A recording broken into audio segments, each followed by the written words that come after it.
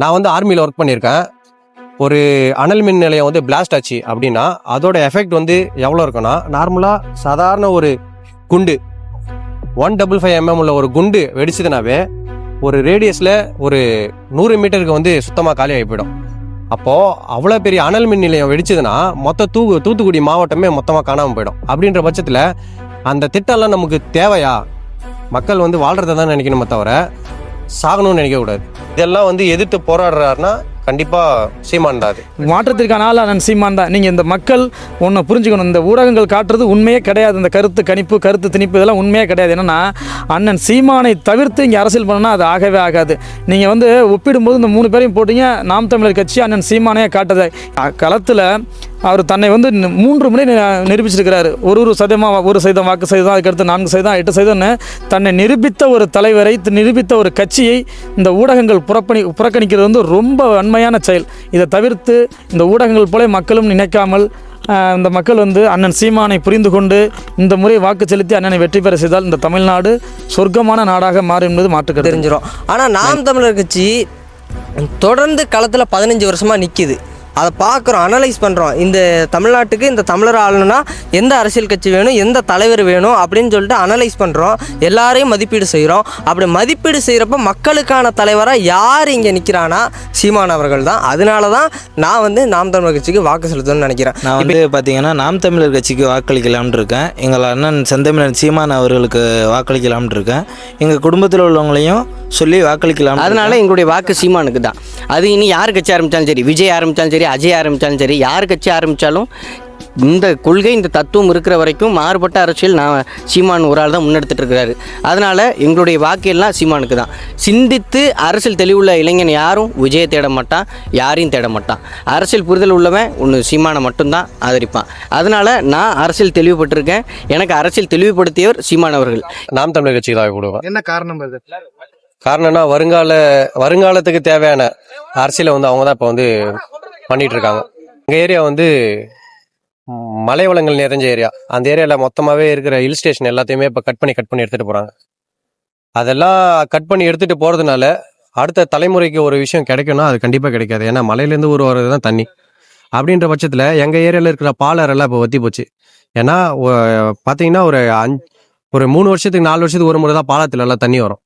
ஆனால் தண்ணி வந்த ஒரு 3 மாதத்துலேயே வந்து பாலாறு வடிஞ்சு போயிடும். ஏன்னா எந்த ஒரு அணைகளுமே கிடையாது பாலத்தில். இதே வந்து 23 கிலோமீட்டர் 24 கிலோமீட்டர் தான் ஆந்திராவில் வந்து ஆறு வந்து போயிட்டுருக்கு. இருந்தாலும் அங்கே கிட்டத்தட்ட கணக்கே இல்லாத அளவுக்கு தடுப்பணைகள் இருக்குது. ஆனால் தமிழ்நாட்டில் வந்து அந்த மாதிரி தடுப்பணைகள் கூட கிடையாது. என்னுடைய ஏரியாவில் பார்த்தீங்கன்னா தண்ணிக்கு வந்து அவ்வளோ ஒரு பஞ்சம். இயற்கை சார்ந்த ஒரு அரசியலை முன்வைக்கிறது யாருன்னா நாம் தமிழர் கட்சி மட்டும்தான். அவங்க பேசுகிற அரசியல் பிரச்சாரம் அதை பார்க்கும்போது மற்ற அரசியல் கட்சிகள் எல்லாம் ஒரு பிரச்சாரம் பண்ணும் போதும் எனக்கு வந்து யாருக்கு வாய்ப்பு கொடுக்கணும்னு தோணுதுன்னா நாம் தமிழர் கட்சிக்கு தான் வாய்ப்பு கொடுக்கணும்னு தோணுது. ஏன்னா இன்னைக்கு நான் வாழ்கிறேன், நான் இருக்கேன், நான் வாழ்ந்துட்டு செத்து போயிடுவேன். இதே ஒரு விஷயம் என்னுடைய ஜெனரேஷனுக்கு கிடைக்கணும் அப்படின்னா இயற்கை வளங்கள் எல்லாம் கண்டிப்பாக பாதுகாக்கப்படணும். அப்படி பாதுகாத்தா தான் என்னுடைய பசங்க வந்து இந்த உலகத்தில் வாழ முடியும். அதனால வந்து என்னுடைய வாக்கு வந்து நாம் தமிழர் கட்சிக்கு தான் நான் வாக்கு செலுத்தலான்னு இருக்கேன். ஆனா எல்லா கட்சிகளுமே வந்து கூட்டணி வைக்கிறதுக்கிட்டு இருக்கும்போது சீமான் மட்டும் தனிச்சே நின்று போட்டி போறாரு, வேட்பாளர் அறிவிச்சிடுறாரு. இது எப்படி பாக்குறீங்க? தனிச்சு நின்று வென்றுவாரா? கண்டிப்பா முடியும். ஏன் முடியாது? இப்போ 2010 வந்து கட்சியை ஸ்டார்ட் பண்ணி தமிழ்நாட்டிலேயே வந்து 3வது பெரிய கட்சியா வந்து அவரு தான் வந்து இப்ப இருக்காரு. இது வரைக்கும் நாம் தமிழர் கட்சியில பாத்தீங்கன்னா எல்லா போராட்டத்துக்கும் போய் நிக்காத இடமே கிடையாது ஸ்ரீமான். எல்லா இடத்துலயும், அதுவும் குறிப்பா வந்து விவசாயத்துக்கு வந்து கண்டிப்பா அவர் தோல் கொடுப்பாரு. மற்ற பிரச்சனை, ஆசிரியர் பிரச்சனை, துப்புரவு பணியாளர் பிரச்சனை, எல்லா பிரச்சனைக்கும் வந்து அவர் கண்டிப்பா போய் குரல் கொடுப்பார். அதே மாதிரி நமக்கு இயற்கைக்கு எதிராக எந்த ஒரு நலத்திட்டங்கள் வருது அப்படின்னாலும் இன்ன வரைக்கும் எதிர்க்கிறது வந்து சீமான் தான். இதே ஒரு விஷயம், அந்த ஸ்டெர்லைட்டை பத்தி பேசுறாங்க, அனல் மின் நிலையத்தை பத்தி யாருமே பேசுறது கிடையாது. நான் வந்து ஆர்மியில் ஒர்க் பண்ணியிருக்கேன். ஒரு அனல் மின் நிலையம் வந்து பிளாஸ்ட் ஆச்சு அப்படின்னா அதோட எஃபெக்ட் வந்து எவ்வளோ இருக்குன்னா, நார்மலாக சாதாரண ஒரு குண்டு 155 mm உள்ள ஒரு குண்டு வெடிச்சதுனாவே ஒரு ரேடியஸில் ஒரு 100 மீட்டருக்கு வந்து சுத்தமாக காலியாகி போயிடும். அப்போது அவ்வளோ பெரிய அனல் மின் நிலையம் வெடிச்சதுன்னா மொத்த தூத்துக்குடி மாவட்டமே மொத்தமாக காணாமல் போயிடும். அப்படின்ற பட்சத்தில் அந்த திட்டம்லாம் நமக்கு தேவையா? மக்கள் வந்து வாழ்கிறத தான் நினைக்கணுமே தவிர சாகணும்னு நினைக்கக்கூடாது. இந்த மாதிரி ஒரு வளங்கள் எல்லாம் நமக்கு வந்து மனுஷ வாழ்க்கைக்கே ரொம்ப அபாயத்தை தரக்கூடிய வளங்கள். இதெல்லாம் வந்து எதிர்த்து போராடுறாருன்னா கண்டிப்பா சீமான் தான் அது. இந்த சீமான் வந்து இயற்கை சார்ந்த தொழிற்சாலைகளை உருவாக்கி வேலை வாய்ப்பு வளர்ச்சியை உண்டு பண்ணும் அப்படின்னு சொல்றாரு. ம். அந்த விஷயத்தை எப்படி பாக்குறீங்க? நல்லதா? அந்த விஷயம் இப்போ இப்போ வந்து ஈரானுக்கும் அமெரிக்காவுக்கும் இஸ்ரேலுக்கு நடுவில் போர் நடக்குது.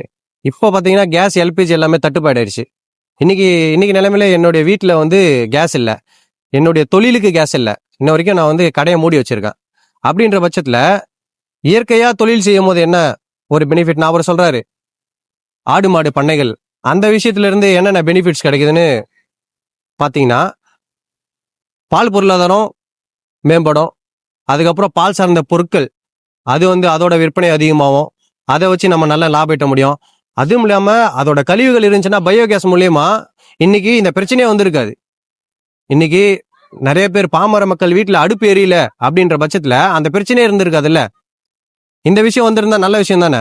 இளைஞர்கள் வந்து விஜய் அவர்களே ஆதரிக்கிறாங்களா? அதை நீங்க எப்படி பாக்குறீங்க? விஜய் வந்து நிறைய வந்து இலவசம் கொடுக்கணும், நலத்திட்டங்கள்லாம் அறிவிச்சிருக்கிறாருல, அதெல்லாம் நீங்க எப்படி பாக்குறீங்க? இப்போ பெருசா ஆதரிக்கிறாங்க, விஜய ஆதரிக்கிறாங்க அப்படின்னா சொல்லப்போனா அவங்களுடைய ஃபேன்ஸ் மட்டும்தான். அவங்களுக்கு வந்து இப்போ அந்த திரைமயக்கம் அதுல இருந்து வெளியே வரவே இல்லை. அவங்க என்ன நினைக்கிறாங்கன்னா, படத்துல செய்யற மாதிரியே எல்லா விஷயங்களும் வந்து அவர் வந்து நிஜ அரசியலை செஞ்சிருவாரு அப்படின்னு அவங்க வந்து கணிக்கிற விஷயம் வந்து ரொம்ப தப்புன்னு தான் சொல்லுவேன். படத்துல நடிக்கிறது வேற, அரசியல் வேற. அவரு இவ்வளவு இலவசங்கள் கொடுக்குறேன் அப்படின்னு சொல்றாரு. நார்மலா ஒரு கல்யாணத்துக்கு ஒரு பொண்ணு நகை கொடுக்குறேன்னு சொல்றாரு. அதுக்கப்புறம் குழந்தை பிறந்த அப்புறம் ஒரு பொண்ணு நகை கொடுக்குறேன்னு சொல்றாரு. இப்பவே தமிழ்நாட்டுல கடன் அப்படின்னு பாத்தீங்கன்னா, தமிழ்நாட்டுல இந்தியாவில் முதல் இடத்துல இருக்கிறது கடன்ல வந்து தமிழ்நாடு தான் முதல்ல. இப்போ இந்த கடனை வந்து இவர் எப்படி எடுப்பாரு அப்படின்னு யாரும் வந்து யோசிக்கிறது இல்லை. எல்லாம் இலவசம் இலவசம் இலவசம், ஓகே ஃப்ரீயா தராங்க அப்படின்ற பட்சத்துல ஓகே அந்த தலைவரை ஆதரிக்கலாம் அப்படின்னு சொல்றாங்க. இன்னைக்கு ஒரு இலவச அவர் கொடுத்துருவாரு. அதுக்கப்புறம் அந்த இலவசத்தை கொடுத்த தொகையை அவர் எங்க இருந்து எடுக்கிறாரு அப்படின்னா நம்ம கிட்ட இருந்து தான் எடுக்கிறாருன்னு மக்களுக்கு தெரிய மாட்டேங்குது. இன்னைக்கு தண்ணி வரியிலிருந்து வீட்டு வரியிலிருந்து கவர்மெண்ட்டுக்கு செலுத்துற எல்லா டேக்ஸுமே இன்னைக்கு எல்லாமே விலை உயர்வு ஏறி போச்சு. அதை பத்தி மக்கள் வந்து யோசிக்க மாட்டேங்கிறாங்க. அன்னைக்கு நாள்ல அன்னைக்கு என்ன இலவசம் இருக்கோ அதை மட்டும் பார்த்துட்டு ஓட்டு செலுத்திட்டு போனா மக்கள் வந்து ரொம்ப கஷ்டப்படுவாங்க. அதனால இப்போ அரசியலுக்கு வந்திருக்காரு, நான் அவரை பத்தி இதை சொல்ல விரும்பல. அவர் அரசியலுக்கு வந்திருக்காரு, அவரை பத்தி நான் ப்ளேம் பண்ண விரும்பல. அரசியல் களத்துல இதுக்கு முன்னாடி யார் இருக்காங்க, அவங்க என்ன பண்ணியிருக்காங்க, இவங்க என்ன பண்ணியிருக்காங்க, ப்ரியாரிட்டி வந்து யாருக்கு கொடுக்கணும் அப்படின்னா, அரசியல் களத்துல மக்கள் கூட யாரு வந்து நின்று போராடுறாங்க அவங்களுக்கு வந்து கண்டிப்பா வந்து கொடுக்கணும். ஈழத்தமிழத்தை பத்தி ஒரு விஷயம் வந்து நான் பேசணும்னு நினைப்பேன் இந்த இடத்துல. ஈழத்தமிழர்கள் வந்து கஷ்டப்படும் போது அன்னைக்கு நிலைமையில வந்து மனோரமா அவங்க வந்து ஒரு பெண் ஆக்டர், அவங்க ஆக்ட்ரஸ், அவங்க கூட ஒரு தொகையை வந்து கொஞ்சம் அதிகமாக தான் கொடுத்துருந்தாங்க. அன்னைக்கு லெவலில் விஜயோட கொடுத்த தொகையும் பார்த்தீங்கன்னா ரொம்ப கம்மின்னு தான் சொல்லுவேன் நான். அவங்க ரசிகர் மன்றத்துலேருந்து கொடுத்த தொகையும் பற்றி. ஆனால் இன்னைக்கு அளவுலையும் வந்து தமிழர் வந்து படுகொலை செய்யப்பட்டதை பற்றி ஒரு நாள் கூட விஜய் வந்து பேசவே இல்லை. அதெல்லாம் ஏன் பேச மாட்டேங்கிறாங்க? இன்னைக்கு நிலைமையில தமிழ்நாட்டை விட்டு ஒரு தமிழன் வெளியே போய் வாழ்றான் அப்படின்னா அவனுக்கு எவ்வளவு இன்னல்கள் வருது அப்படின்னு சொல்லிட்டு இப்போ இங்க இருக்கிற தமிழ்நாட்டு மக்களுக்கு வந்து யாருக்குமே எதுவுமே தெரியறது கிடையாது. அதனால தமிழுக்கு ஒரு பிரச்சனை அப்படின்னா, இன்னைக்கு சந்தன மரம் வெட்டும் போது ஆந்திரால வந்து தமிழ்ல வந்து அடிச்சு சாவடிச்சிட்டானுங்க. இன்ன வரைக்கும் அந்த விஷயத்த பேசுறவங்க யாரு? இதே கர்நாடகாவில் போனா ஒரு தமிழை பார்டர் தாண்டி போனாலே அவனை அலட்சியமா பேசுறாங்க, கன்னத்துல அடிக்கிறானுங்க. அதை பற்றி பேசுறவங்க யாரு? இந்த மாதிரி ஒரு விஷயத்தாவது விஜய் பேசியிருப்பாரா? இலவசம் கொடுத்து மட்டும் மக்களோட வாழ்வாதாரத்தை உயர்த்த முடியும் அப்படின்னா கண்டிப்பா என்ன பொறுத்த முடியாது. அதுவும் இல்லாம வந்து மக்கள் வாழ்வாதாரம் ரொம்ப வந்து கீழே இறங்கி போயிடுமே தவிர, இலவசத்தை பார்த்து மக்கள் ஓட்டு போட்டாங்க, இலவசத்தை பார்த்து விஜய் பின்னாடி போய் மக்கள் வந்து நின்னாங்க அப்படின்னா மக்கள் வந்து கண்டிப்பா ஒரு பெரிய ஏமாற்றத்தை தான் சந்திப்பாங்க அப்படின்னு சொல்லிட்டு என்னுடைய கணிப்புல நான் சொல்றேன். நன்றி. ஏப்ரல் 23 தேர்தல் வருது. இந்த முறை உங்களுடைய வாக்கு யாருக்கு, என்ன காரணம், எந்த கட்சி தேர்ந்தெடுக்க போறீங்க? வணக்கம் தம்பி. 23 மாற்றத்துக்கான நாளாக நான் பார்க்குறேன். மாற்றம் என்றாலே அது அண்ணன் சீமான் தான். என்னுடைய ஆதரவு வந்து நாம் தமிழர் கட்சி அண்ணன் சீமானுக்கு தான். என்னுடைய வாக்கு விவசாய சின்னத்துக்கு தான். ஏன்னு கேட்டிங்கன்னா, அழிந்து கொண்டிருக்கிற தமிழ்நாட்டை, இந்த சுடுகாடாக மாறிக்கொண்டிருக்கும் தமிழ்நாட்டை மீட்க காக்க ஒருவர் இருக்கிறாருன்னா அது அண்ணன் செந்தமிழன் சீமானால் மட்டும்தான். ஏன்னா கடந்த 10 ஆண்டுகள் வந்து ஐயா எடப்பாடி ஆண்டுட்டார், பார்த்துட்டோம். இப்போ 5 ஆண்டுகளாக ஐயா ஸ்டாலின் ஆண்டுட்டாரு பார்த்துட்டோம். அதுக்கு முன்னாடி ஜெயலலிதா, கருணாநிதி இவங்கெல்லாம் ஆண்டுட்டாங்க, நம்ம பார்த்துட்டோம். ஆனால் ஒரு முறை இந்த தமிழ்நாடை தமிழர் மாண்போடு அறத்தோடு ஆளணும், அதை நீங்கள் பார்க்கணும் அப்படின்னா அண்ணன் சீமான் ஆட்சி தான் நம்ம விரும்பணும். காரணம், தமிழ்நாட்டில் இயற்கை வளங்கள் அனைத்தும் சூறையாடப்பட்டு விட்டது.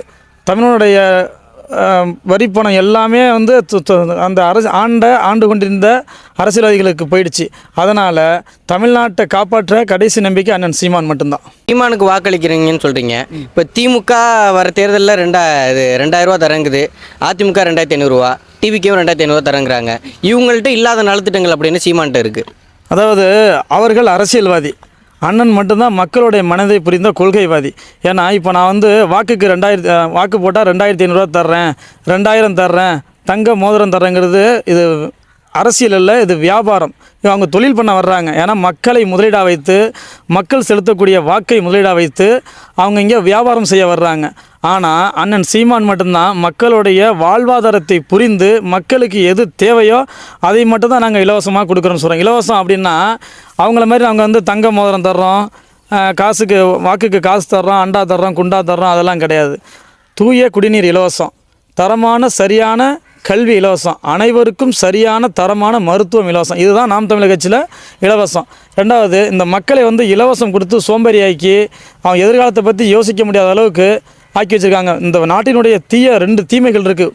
குறிப்பாக ஒன்று இலவசம், இன்னொன்று மது. இந்த ரெண்டையும் ஒழிக்கணும்னா நாம் தமிழர் தான் வரணும்.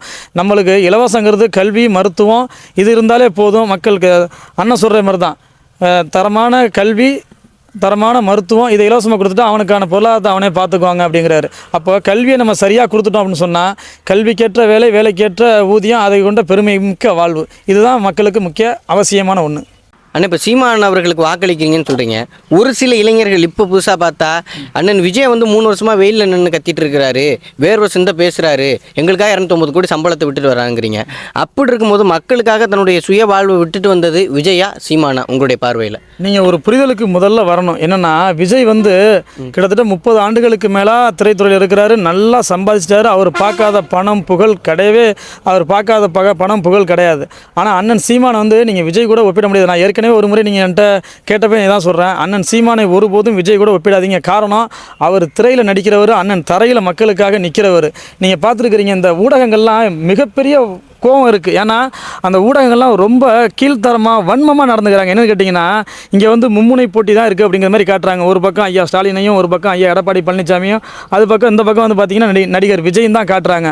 ஆனால் தொடர்ச்சியாக நான் வந்து அண்ணன் 2009 இயக்கம், 2010 அரசியல் கட்சியிலேருந்து தொடர்ச்சியாக மழையா, புயலா, வெள்ளமா எங்கே பாதிப்பு இருந்தாலும் அண்ணன் சீமான் தான் வந்து நிற்கிறாரு.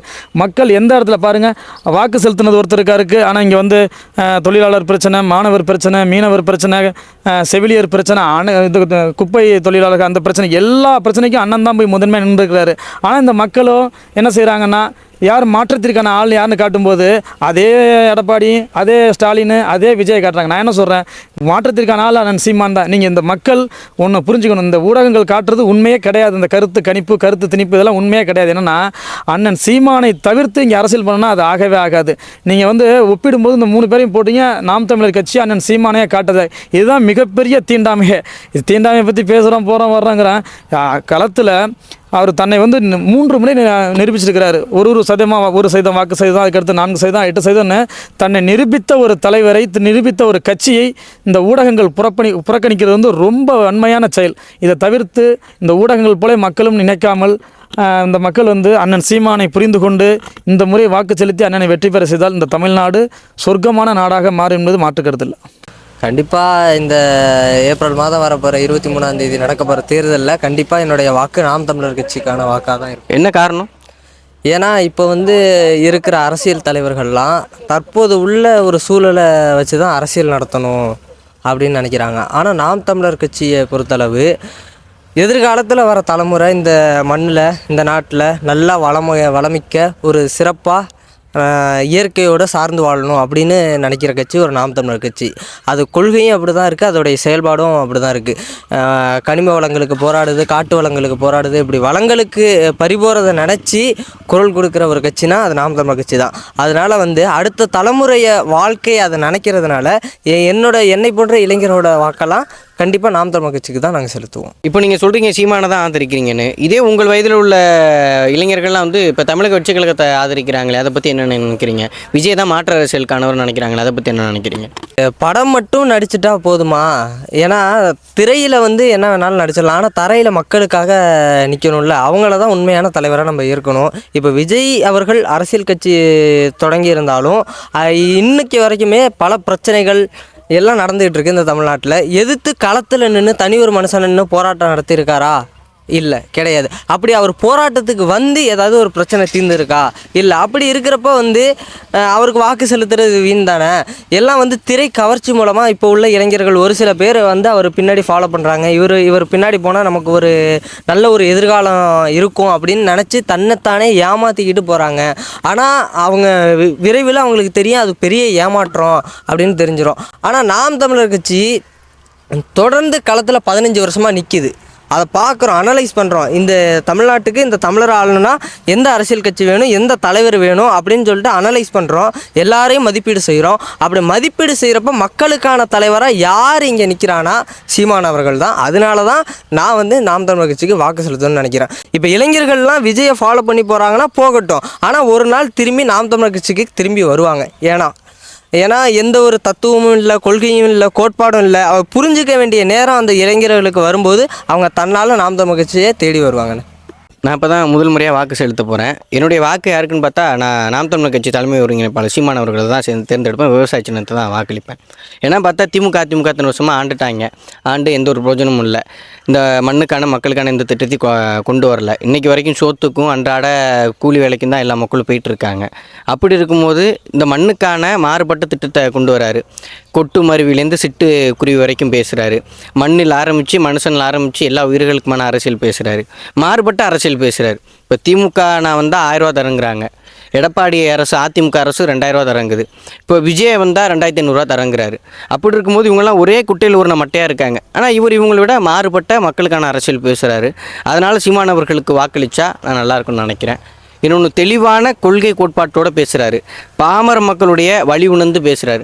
அன்றாட சாப்பாட்டுக்கு என்ன பண்ணுவாங்க, 3 வேளை உணவுக்கு என்ன பண்ணுவாங்க, இப்போ 3 வேளை சாப்பிட்றதுக்கு பொருளாதாரத்தை எப்படி மேம்படுத்துறது, என்னென்ன செய்கிறது அப்படின்ட்டு பேசுகிறாரு. இப்போ ஒரு வீட்டில் ஒரு இளைஞன் படித்து முடிச்சானா அவனுக்கு வேலை வாய்ப்பு எப்படி கொடுக்குறது, ஒரு பெண்ணுக்கு எப்படி பாதுகாப்பு கொடுக்குறது அப்படின்ட்டு அடிப்படை வசதிகளை பேசுகிறாரு, இலவசங்களை தவிர்த்து. அதனால் என்னுடைய வாக்கு வந்து சீமான் அவர்களுக்கு தான். பேசுகிறாரு, அது சீமான் உறக்க பேசுகிறாரு, சத்தியத்தை பேசுகிறாரு, சத்தமாக பேசுகிறாரு. ஏன்னா இவங்க 2 பேருக்கும் இத்தனை வருஷமாக இவங்க 2 பேருடையுமே கூட்டணி வைக்கல. தனக்கு இத்தனை 1000 கோடி கொடுக்குறாங்கன்னு தெரிஞ்சும், கூட்டணிக்கு வந்தால் தருவாங்கன்னு தெரிஞ்சும், துணை முதல்வர் பதவி கொடுப்பாங்கன்னு தெரிஞ்சும் சீமான் அவர்கள் இவங்களோட கூட்டணி வைக்கல.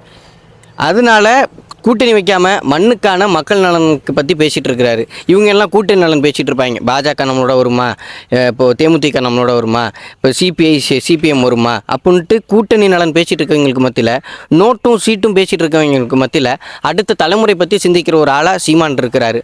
அதனால் எங்களுடைய வாக்கு சீமானுக்கு தான். அது இனி யார் கட்சி ஆரம்பித்தாலும் சரி, விஜய் ஆரம்பித்தாலும் சரி, அஜய் ஆரம்பித்தாலும் சரி, யார் கட்சி ஆரம்பித்தாலும் இந்த கொள்கை இந்த தத்துவம் இருக்கிற வரைக்கும் மாறுபட்ட அரசியல் நான் சீமான் ஒரு ஆள் தான் முன்னெடுத்துட்டு இருக்கிறாரு. அதனால் எங்களுடைய வாக்கு எல்லாம் சீமானுக்கு தான்.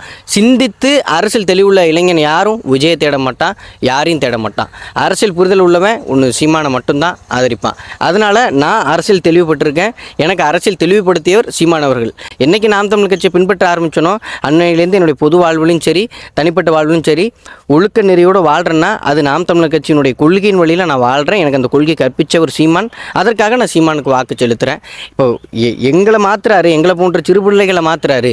ஒரு இடத்துல நாட்டை கொடுத்தா என்னுடைய வாக்கு அவருக்கு போட்டால் அவர் நாட்டையே மாற்றுவாருங்கிற ஒரு நம்பிக்கையே எனக்கு இருக்குது. அதனால் நாங்கள் வந்து சீமான் அவர்களுக்கு வாக்கு செலுத்துகிறோம். நான் வந்து பார்த்திங்கன்னா நாம் தமிழர் கட்சிக்கு வாக்களிக்கலாம்னு இருக்கேன். எங்கள் அண்ணன் செந்தமிழன் சீமான் அவர்களுக்கு வாக்களிக்கலாம்னு இருக்கேன். எங்கள் குடும்பத்தில் உள்ளவங்களையும் சொல்லி வாக்களிக்கலாம்னு இருக்கேன். என்ன காரணம்? 50-60 ஆண்டுகளாக திராவிட கட்சிகள் ஒரு மண்ணையும் சாதிக்கலை, இங்கே ஒரு மண்ணாங்கட்டியும் சேர்த்து வைக்கல. மாற்று அரசியலாக வரணுன்ட்டு எங்கள் அண்ணன் செந்தமிழன் சீமான் அவர்களை தேர்ந்தெடுத்திருக்கேன். நான் வந்து திருத்துறைப்பூண்டி தொகுதி அக்கா வினோதினி அவர்கள் வேட்பாளராக நிற்கிறாங்க. அவங்களுக்கு வாய்ப்பு கொடுக்கலாம்னு இருக்கேன். செந்தமிழன் சீமான் வந்தால் நல்லா இருக்கும்னு நினைக்கிறேன். ஏன் மற்றவங்களோட என்ன சீமான் என்ன அப்படி பண்ணிட்டாரு அவரை போய் ஆதரிக்க? திராவிட கட்சிகளை வந்து ஒழிக்கணும், தமிழ் தேசியத்தை வந்து முன்னிறுத்தணும்னு இருக்காரு. ஒருத்தர் மட்டும்தான் மண்ணுக்காகவும் போகிறாரு, மக்களுக்காகவும் போராடுறாரு, பொதுவாக எல்லாத்துக்காகவுமே போராடுறாரு. அவர் வந்து தமிழினத்தின் ஒற்றை நம்பிக்கைன்னு அவரை சொல்லலாம். அவர் வந்தால் மட்டும்தான் இந்த திராவிட கட்சியை அழிக்க முடியும். பாக்கி எல்லா கட்சியுமே வந்து பார்த்திங்கன்னா திராவிடம் இருக்குது. திராவிடம் வேறு, தமிழ் தேசிய வேறுன்ட்டு இந்த மக்கள்கிட்ட வந்து அவங்களுக்கு பிடிக்கல. அவங்க தான் மண்ணுக்காக நிறைய செஞ்சிருக்காங்க 50 வருஷமா. 50-60 ஆண்டு காலமாக இலவசம்னு சொல்லி இலவச போர்வைக்குள்ளே அவங்கள வந்து போற்றி வச்சுருக்காங்க. மக்களை வந்து இலவசத்தை கொடுத்து வந்து ஒரு முடக்கி வச்சுருக்காங்க. ஒரு பேருந்துக்கு வந்து 10 ரூபா கொடுத்து பயணம் செய்ய இயலாத நிலைக்கு மக்களை வந்து தள்ளி வச்சுருக்காங்கன்னு சொல்லலாம். அதனால தான் வந்து தமிழ் தேசியத்தை முன்னெடுத்து தமிழ்நாட்டை தமிழன் தான் ஆளணும், வேறு திராவிடர்கள் ஆளக்கூடாது அப்படின்ற ஒரு கொள்கை கோட்பாட்டோடைய அண்ணன் வந்து களத்தில் நின்றுக்கிட்டு இருக்காரு. கண்டிப்பாக இந்த முறை 2026 செந்தமிழன் சீமான் அவர்கள் வெற்றி பெற வேண்டும் அப்படிங்கிற ஒரு நம்பிக்கையோடு நாங்களும் களத்தில் இறங்கி போராடுவோம். 2026 நல்லா வரவேற்க வேண்டிய தேர்தலாம். அதில் பார்த்தீங்கன்னா மக்களுக்கு நல்லது செய்கிறவங்க எந்த அரசியல் கட்சி தலைவர் வந்தாலும் பரவாயில்ல, அதை நான் வரவேற்கிறேன். நான் பொதுவாக தான் பேசுகிறேன், எந்த கட்சியும் சார்பாக பேசுகிறேன். மக்களுக்கு நல்லது செய்யணும். எந்த ஒரு கஷ்ட பிரச்சனை, ரோடு பிரச்சனை, தண்ணி பிரச்சனை, கஷ்டங்கள் வராமல் ஒரு ஆட்சி கொண்டு வர எந்த ஆட்சி வந்தாலும் அந்த ஆட்சிக்கு வரவேற்கிறேன். வேறு ஒன்றும் கிடையாது.